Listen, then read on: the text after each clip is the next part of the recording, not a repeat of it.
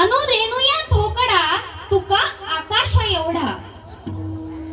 तुकाराम तुकाराम नाम घेता कापेयम, एवढं ज्यांचं सामर्थ्य आहे. वैराग्याचे मूर्तिमंत पुतळे. एथ तुझं लागी बोलाविले कोणी, प्रार्थिल्या वाचोनी आलासी का. असं तुम्हा आम्हा सामान्य जीवाला नसून प्रत्यक्ष पांडुरंग परमात्म्याला म्हणणारे निळोबारायांचे गुरुवर्य. ज्ञानदेवे रचिला पाया, उभारिले देवालया. तुका झालासे कळस, भजन करी वारकरी संप्रदायाचा ज्यांना कळस म्हटला जातो अशा जगद्गुरु जगद्वंदनीय तुकोबारायांचा काल्यापर प्रकरणातील, ज्यामध्ये अखिल ब्रह्मांड नायक गोपाळ कृष्ण आणि त्यांचे सवंगडी यांचा संवाद रूपी काल्याचा 4 चरणांचा उत्कृष्ट असा अभंग आजच्या कीर्तन रूपी सेवेसाठी निवडला. विठ्ठल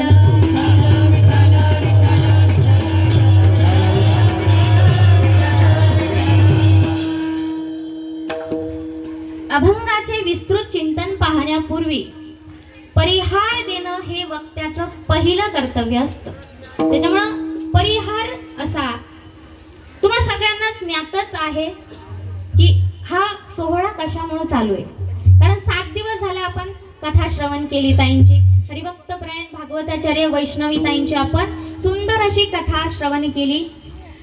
त्यांची कथा श्रवण करण्याचं भाग्य, 7 दिवस झालं कीर्तन श्रवण करण्याचं भाग्य, आजचं काल्यारूपी कीर्तन श्रवण करण्याचं भाग्य ज्याच्यामुळे लाभलं. 16 सोमवारचा व्रत एका माऊलीने केला होता आणि ती माऊली तुमच्या आमच्यातलीच आहे बरं का. ती माऊली तुमच्या आमच्यातलीच आहे, पण तरी सुद्धा त्या माऊलीने एवढा सुंदर असा सोहळा आयोजित केला. त्या माऊलीचं नाव सौभाग्यवती गवळणताई शामराव पाटील शिरसाट.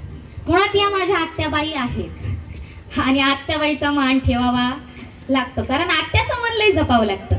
एकीकडून आत्याबाई आहेत आणि दुसरीकडून मामी आहेत, त्याच्यामुळे दोन्ही जपावंच लागणार आहे. पण मी इथं आत्याबाई म्हणून नाही बरं का, आणि मी तुमची भाषी म्हणून बोलणार नाही. इथं मी नारदाच्या गादीवरचा अधिकार म्हणून जे काही सांगणार आहे ते सांगणार आहे. त्याच्यामुळे जे काही लागेल तरी भाषी म्हणून नका घेऊ. तर माझ्या या माऊलीने एवढा सुंदर उत्कृष्ट असा सोहळा आयोजित केला. आपल्यातलीच माऊली एवढं सुंदर काहीतरी कार्य करते, किती अभिमानाची गोष्ट आहे नाही का. आपल्यासोबत राहणारी, आपल्यासोबत वावरणारीच माऊलीने एवढं सुंदर कार्य केलं. त्यामुळे वारकरी संप्रदायामध्ये नमस्कार केला जातो. नमस्कार केला जातो. त्याही पेक्षा जर मोठं कार्य असेल तर पायावरती मस्तक ठेवलं जातं. सुरुवातीला नमस्कार केला जातो, पण त्याच्याही पेक्षा अधिकाराचं व्यक्तिमत्व असेल तर काय केलं जातं, पायावरती मस्तक ठेवलं जातं. पण आधी नमस्कार, त्याच्यानंतर आपण मस्तक ठेवतो त्याच्यापेक्षा अधिकारी व्यक्ती असेल. पण या माऊलीला माझा साष्टांग दंडवत आहे, कारण हे शेवट आहे.